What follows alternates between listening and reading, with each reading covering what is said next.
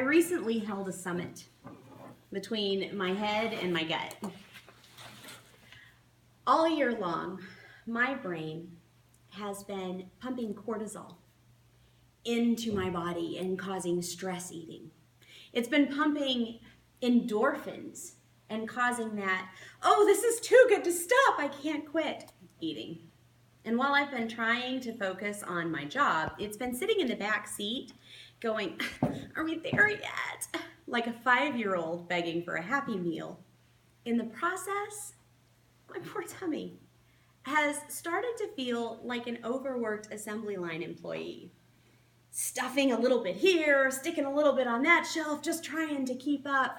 And I had to call a conference and sit them down and negotiate some cooperation. Now, my brain is under contract. It can't send any more food until it hears the all clear from the line. Now, it's important that my stomach doesn't talk out loud. That would be embarrassing when I'm at work teaching classes, but I still have to listen to my body. You and I are bigger than our bodies. We're more permanent. We're going to be walking with God long after these clothes are folded up and put away. And while we're walking around in them, God has some important things to say. They're useful.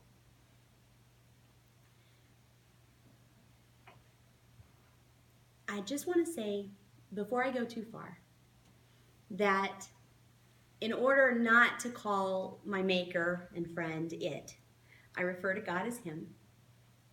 But God is not limited to a body. I am. And when I was 19, I stayed up all night one night, determined to let the voice of God fall on these ears. I was going to be Moses with a burning end table. And about 5:30, I went to bed because the voice of God totally bypassed these ears, even though I believe he was there that night. But I have a friend who was driving down the road and actually heard, "Stop!" and hit the brakes just in time to miss a mattress that came flying out of nowhere. Sometimes a megaphone is mandatory. For the most part, though, God doesn't talk any louder than my stomach telling my brain to knock it off.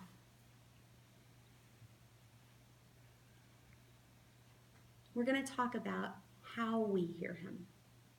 Now, in a world with 7,285,000 or 1,100,000 plus people, you're going to find some people who think they heard God, and they might have just been hearing voices, and they do some things that aren't godly, but don't judge him by his kids. It's important that we don't stop trying to listen to him. Why does he make it so hard, though? I mean, if God wanted to talk, why doesn't he just do it? I have a theory about that. 1,971 years after what we treat as the date Christ was born, a scientist discovered these cells in our brains called place cells. There are these little cells that tell you where you are.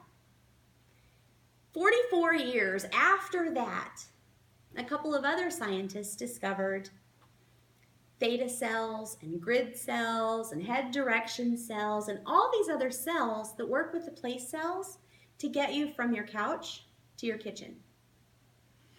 Someone a little smarter than us designed this stuff, and we are just starting to figure it out.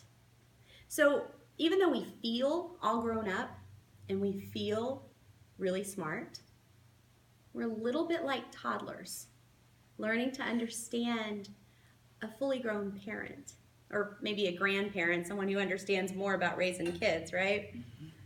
So it's a little humbling, maybe a little awkward to think of yourself that way. But bear with me, I'm not saying we're stupid. We're not incompetent. We're learning a language. we're stepping into concepts that are brand new to us. And God already has them down. So it's natural that we're going to misunderstand.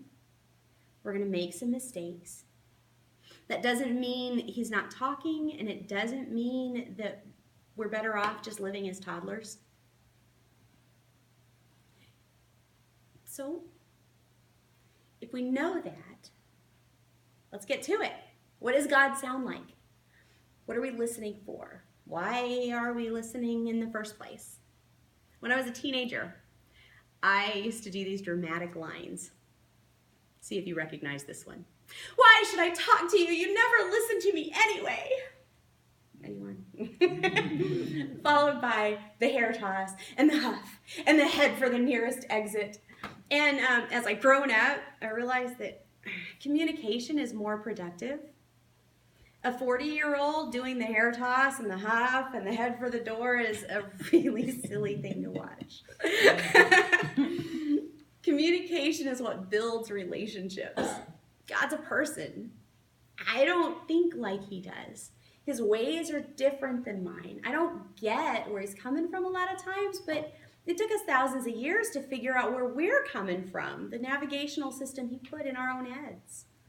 So it's not going to stop me from trying to understand what he's saying, and that relationship is built on me learning how to communicate with him. We may be toddlers, but we're not orphans. We're not walking around in rags with dried oatmeal on our chins while the guy in charge plays on his phone. We're kids growing up in this magnificent house with a parent who loves us and wants to show us stuff. As adorable as babies are, parents don't dream of babies. They have dreams for their babies, right? And they sit there when they're in the womb and they talk to them just so they can see those little fetus feet kick. And I think God gets that excited, and he can't wait for us to come out so he can carry us around and show us off at work, right? So he has stuff he wants us to know, and it begins with that conversation.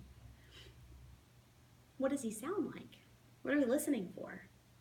There's a study that I like a lot. I would totally recommend it, called Experiencing God. And in that study, the authors talk about how God speaks to us through the Bible and prayer and circumstances and the church. So if you want to hear what God sounds like, start with the Bible. Now, I'm going to understand it all at first. We weren't there back then. Our lives are totally different now. But start by, I would say, Ephesians, which is where our verse is from tonight, Proverbs, the book of John, and pray. Say, God, show me what you want me to see today. Help me to understand what I'm reading. Plant it in my heart so that it makes a change and I become more like you. That prayer is key. How many times have you messaged somebody on your phone and they totally got something different than what you were trying to say, right? God's been going through that for millennia. So that conversation, that morning walk with him, or that time at night going through stuff, that changes things. You'll find yourself praying for people in ways you would not have thought to pray, expressing things you didn't know needed to come out. And the peace that comes with God's presence is beyond any vocabulary you'll ever find. Circumstances in the church, those things can help us see patterns in what God's been showing us. They can help us ask questions we wouldn't have thought of. They may not always be right. Circumstances can be misinterpreted. People can be wrong. How many times you've been in a relationship when you tell your girlfriend about a problem you had and she goes, girl, you need to dump him. But you have a conversation with him, you straighten things out, and your relationship is stronger. So combine them, the Bible, prayer, circumstances, and the church together to hear the voice of God, because he has so much to show us. And it starts with conversation. Thank you.